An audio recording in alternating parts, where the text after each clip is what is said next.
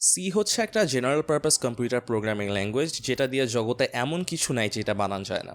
Created in the 1970s, C হচ্ছে একটা language যেটা ওই সময় পুরা সফটওয়্যার ইঞ্জিনিয়ারিং ইন্ডাস্ট্রিকে রেভলিউশনাইজ করেছিল।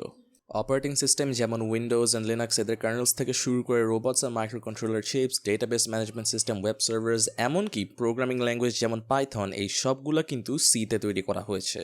এমনকি ডুম, যেটা হচ্ছে one of the most revolutionary video games, এটাকেও কিন্তু সিতে লেখা হয়েছে। সো আপনারা আই গেস বুঝতে পারছেন যে সি কতটা ইনফ্লুয়েন্সিয়াল একটা ল্যাঙ্গুয়েজ।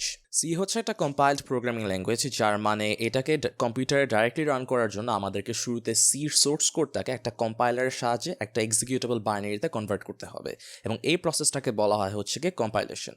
তবে একটা জিনিস আমাদের খেয়াল রাখতে হবে, সেটা হচ্ছে যে একটা অপারেটিং সিস্টেমের জন্য একটা কম্পাইল সি প্রোগ্রাম কিন্তু আরেকটা অপারেটিং সিস্টেমে চলবে না। এই কারণে প্রতিটা অপারেটিং সিস্টেমের জন্য নিজস্ব একটা করে কম্পাইলার থাকে। যেমন লিনাক্সের জন্য GNU সি কম্পাইলার অর্থাৎ জিসিসি, উইন্ডোজের জন্য MSVC অর্থাৎ মাইক্রোসফট ভিজুয়াল সি কম্পাইলার, এমনকি বোথ প্ল্যাটফর্মসের জন্য আছে সি ল্যাং। সো সিতে প্রোগ্রাম করার জন্য আমাদেরকে ফার্স্টে ডট সি দিয়ে একটা সি ফাইল বানাতে হবে। আমাদের প্রোগ্রামের মধ্যে যেসব ফাংশনসগুলো ইউজ করবো সেগুলোর হেডার্সগুলি ফাইলের একদম স্টার্ট ইনক্লুড করা লাগবে। এরপর আমরা একটা মেইন ফাংশন বানাবো। এই মেইন ফাংশনটা হচ্ছে প্রতিটা সি প্রোগ্রামের এন্ট্রি পয়েন্ট, এবং এটার মধ্যে থেকে প্রোগ্রামটা রান হবে। মেইন ফাংশনটা একটা ইন্টিজার রিটার্ন করে, এটা হচ্ছে ইদার 0 বা 1। 0 মানে হচ্ছে প্রোগ্রামটা সাকসেসফুলি এক্সিকিউট করেছে, এবং -1 মানে হচ্ছে বা 1 মানে হচ্ছে গিয়ে প্রোগ্রামে কোনো সমস্যা হয়েছে। এরপর এই মেইন ফাংশনের মধ্যে আমরা প্রোগ্রামিং ইনস্ট্রাকশনসগুলোকে রাইট করব। আমরা যদি টার্মিনালের মধ্যে কোনো টেক্সট আউটপুট করতে চাই, আমরা প্রিন্টএফ ফাংশনটাকে ইউজ করব, এবং সেটার মধ্যে আমরা আমাদের টেক্সটটা লিখব।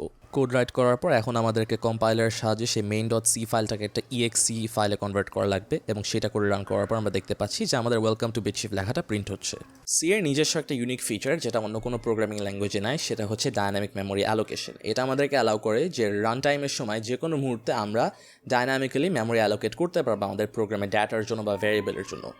সো এটা করার জন্য ফার্স্টে আমাদেরকে stdlib.h হেডার ফাইলটাকে ইনক্লুড করা লাগবে, এবং ওইটা ইনক্লুড করার পর আমাদেরকে তখন সেই মেমোরিটার জন্য একটা পয়েন্টার ক্রিয়েট করা লাগবে সেই স্পেসিফিক ডাটা টাইপের জন্য। তারপরে আমরা সেই পয়েন্টারটা ক্রিয়েট করার পর সেখানে ম্যালক ফাংশনটা ব্যবহার করে ওইটার জন্য আমরা মেমোরি রিজার্ভ করব, এবং সেই মেমোরির সাইজটাকে স্পেসিফাই করে দেবো। এবং তারপর আস্তে আস্তে আমরা এখন হচ্ছে গিয়ে সেই ভ্যালুসগুলি ইনপুট করব। সাধারণত মেমোরি অ্যালোকেশনটা অ্যারের জন্য ইউজ করা হয়, তো এখানে আমরা অ্যারেতে ডাটা দিচ্ছি, এবং তারপর একটা ফর লুপের সাহায্যে আমরা এখন এই অ্যারের যে ভ্যালুসগুলো সেটাকে আমরা প্রিন্ট করে দেখাচ্ছি যে আমাদের মেমোরি অ্যালোকেশনটা হয়েছে। তবে মেমোরি অ্যালোকেশনের সময় আমাদেরকে কেয়ারফুল থাকতে হবে একটা জিনিস নিয়ে, সেটা হচ্ছে যে আমরা যদি মেমোরিটা অ্যালোকেট করার পর এবং এটাকে ইউজ করার পর যদি ফ্রি না করি, তখন কিন্তু আমরা মেমোরি লিক্সের ভিকটিম হব, এবং তখন ঠিক এরকম একটা জিনিস আমাদের চোখে পড়বে।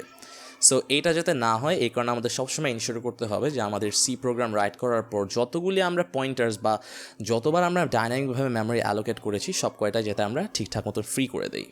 এবং এটাকে এখন কম্পাইল করে এবং রান করার পর আপনারা দেখতে পাবেন যে আমাদের এখানে তিনটা যে কটা ভ্যালু আমরা এন্টার করেছিলাম এই তিনটা আমাদের এখানে ঠিকভাবে প্রিন্ট হচ্ছে এবং কোনো মেমোরি লিক দিচ্ছে না।